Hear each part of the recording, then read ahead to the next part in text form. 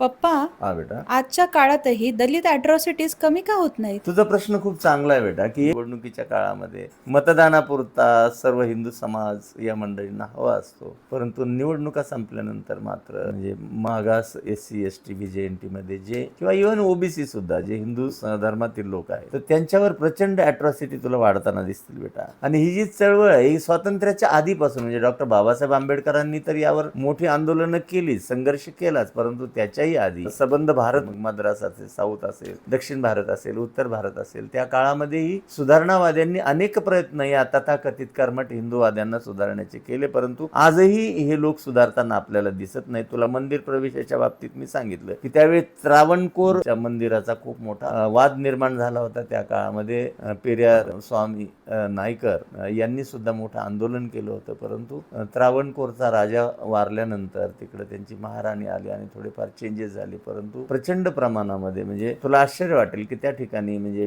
ज्याचा गाजावाजा केला जातो, आता टिपू सुलतानच्या त्या व्हिडिओमध्ये किंवा जी चर्चा झाली त्याच्यात तू ऐकला असेल की तिकडे मलाबारमध्ये खूप मोठ्या प्रमाणामध्ये लोकांनी मुस्लिम धर्म स्वीकारला. त्याचं कारणच हे होतं बेटा की हिंदू असूनही त्यांना माणूस म्हणून वागणूक मिळत नव्हती, म्हणून मोठ्या प्रमाणामध्ये दक्षिणेमध्ये सुद्धा हे लोक ख्रिश्चन झाले, मुस्लिम झाले. त्याचं कारण असं होतं की त्यांना मात्र सतत सन्मानाचं वागणूक हिंदू समाजाकडून मिळत होती, परंतु हे हिंदू असूनही मिळत नव्हती. आता तू जो प्रश्न विचारलास की आजच्या काळामध्ये सुद्धा अॅट्रॉसिटी होतात का, सगळ्यात पहिल्यांदा तुला असं सांगतो की राष्ट्रपती जे दलित होते रामनाथ कोविंद, त्यांना सुद्धा जगन्नाथपुरीच्या मंदिरामध्ये या अस्पृश्यतेचा म्हणा किंवा त्या मंदिरामध्ये प्रवेश न करण्याचा सामना करावा लागला, परंतु पुढे असं सांगण्यात आलं की ती सेवेकऱ्याची चूक होती म्हणून त्याच्यावर ते ढकलण्यात आलं. दुसऱ्यांदा जेव्हा ते मंदिरात गेले तेव्हा राजस्थानच्या पुष्कर मंदिरामध्ये मात्र तेव्हा त्यांनी बाहेरूनच दर्शन घेतलं आणि आतमध्ये काही गेलं. आता ताजं उदाहरण तुला सध्याचे जे राष्ट्रपती आहेत